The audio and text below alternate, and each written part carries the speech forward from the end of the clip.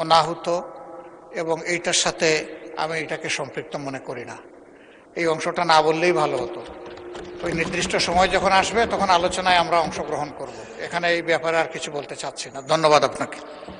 মাননীয় আইনমন্ত্রী, এই সম্পর্কে তো কেউ আপত্তিও দেয় নেই। আপনি যে সর্বশেষ যে কথাটি বললেন, কোনো আপত্তি তো এই সংসদে কারোর কাছ থেকে শুনি নেই আমরা। আপনি কিছু বলবেন? আইনমন্ত্রীকে মাইক দিন।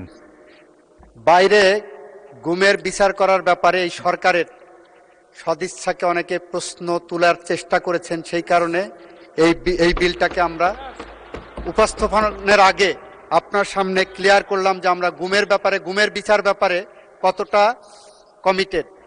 এই সরকার গুমের সাথে সম্পৃক্ত অপরাধীদেরকে বিচারের আওতায় আনার জন্য কতটা কমিটেড সেইটাই মাননীয় স্পিকার আপনার মাধ্যমে গোটা পার্লামেন্ট এবং দেশবাসীকে অবহিত করলাম।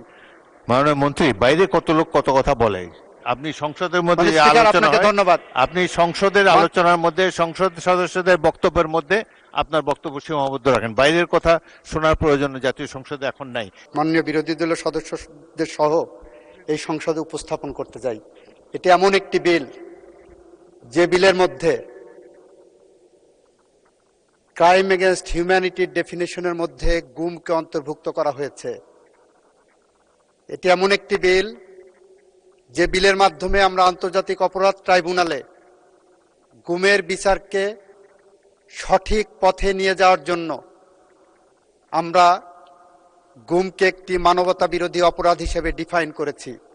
সেই কারণে মাননীয় স্পিকার, যারা গুমের আইন নিয়ে আমরা গুম চাচ্ছি না, গুমের বিচার চাচ্ছি না বলছেন, তাদের জন্য বলছি এই আইনটা ভালো করে পড়ে দেখবেন যে গুমটা ক্রাইম এগেনস্ট হিউম্যানিটিতে ছিল না, গুমটা ক্রাইম এগেনস্ট হিউম্যানিটির মধ্যে আমরা অন্তর্ভুক্ত করে গুমের ব্যাপারে আমরা যে বিচার করতে বদ্ধপরিকর সেইটারই একটি ডেমনস্ট্রেশন এই আইনের মধ্যে আমরা এনেছি। মাননীয় স্পিকার, আমি মোহাম্মদ আসাদুজ্জামান, মন্ত্রী, আইন, বিচার ও সংসদ বিষয়ক মন্ত্রণালয়, ইন্টারন্যাশনাল ক্রাইমস ট্রাইব্যুনালস অ্যাক্ট 1973 এর অধিকতর সংশোধন কল্পে আনিত international crimes tribunals amendment bill 2026 উত্থাপিত আকারে পাশ করার জন্য আপনার সামনে উপস্থাপন করছি। বিলটি পাশ করা হোক। ধন্যবাদ মাননীয় মন্ত্রী। সংসদের সামনে প্রশ্ন হচ্ছে, সংসদে উত্থাপিত আকারে international crimes tribunals amendment bill 2026 পাশ করা হোক। যারা এই প্রস্তাবের পক্ষে আছেন তারা হ্যাঁ বলুন, যারা এই প্রস্তাবের বিপক্ষে আছেন তারা না বলুন। আমার মনে হয় সর্বসম্মতিক্রমে হ্যাঁ জয়যুক্ত হয়েছে, হ্যাঁ জয়যুক্ত হয়েছে, হ্যাঁ জয়যুক্ত হয়েছে। অতএব সংসদে উত্থাপিত আকারে international crimes tribunal amendment bill 2026 সর্বসম্মতিক্রমে পাশ হল।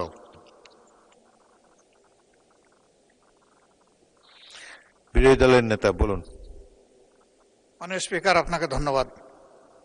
এই বিলটি পাশ করা প্রসঙ্গে মাননীয় আইনমন্ত্রী যে কথাগুলো বলেছেন, আমার কাছে এটা অনাহুত এবং এইটার সাথে আমি এটাকে সম্পৃক্ত মনে করি না। এই অংশটা না বললেই ভালো হতো। ওই নির্দিষ্ট সময় যখন আসবে তখন আলোচনায় আমরা অংশগ্রহণ করব। এখানে এই ব্যাপারে আর কিছু বলতে চাচ্ছি না। ধন্যবাদ আপনাকে। মাননীয় আইনমন্ত্রী, এই সম্পর্কে তো কেউ আপত্তিও দেয় নেই। আপনি যে সর্বশেষ যে কথাটি বললেন, কোনো আপত্তি তো এই সংসদে কারোর কাছ থেকে শুনি নেই আমরা। আপনি কিছু বলবেন? আইনমন্ত্রীকে মাইক দিন। বাইরে গুমের বিচার করার ব্যাপারে এই সরকারের সদিচ্ছাকে অনেকে প্রশ্ন তোলার চেষ্টা করেছেন, সেই কারণে এই বিলটাকে আমরা উপস্থাপনের আগে আপনার সামনে ক্লিয়ার করলাম যে আমরা গুমের বিচার ব্যাপারে কতটা কমিটেড। এই সরকার গুমের সাথে সম্পৃক্ত অপরাধীদেরকে বিচারের আওতায় আনার জন্য কতটা কমিটেড সেইটাই মাননীয় স্পিকার আপনার মাধ্যমে গোটা পার্লামেন্ট এবং দেশবাসীকে অবহিত করলাম। মাননীয় মন্ত্রী, বাইরে কত লোক কত কথা বলে, আপনি সংসদের মধ্যে যে আলোচনা হয়, ধন্যবাদ। আপনি সংসদের আলোচনার মধ্যে সংসদ সদস্যদের বক্তব্যের মধ্যে আপনার বক্তব্য সীমাবদ্ধ রাখেন। বাইরের কথা শোনার প্রয়োজন জাতীয় সংসদে এখন নাই। এখানে আইন অনুযায়ী, বিধি অনুযায়ী যেটি উত্থাপিত হবে সে ব্যাপারেই আমরা কার্যক্রম গ্রহণ করব। ধন্যবাদ। এ ব্যাপারে আর বক্তব্য শোনার প্রয়োজন নাই। ধন্যবাদ। মাননীয় সদস্যবৃন্দ, আমরা দ্রুত আইন প্রণয়ন কার্যবলী চালাতে চাই।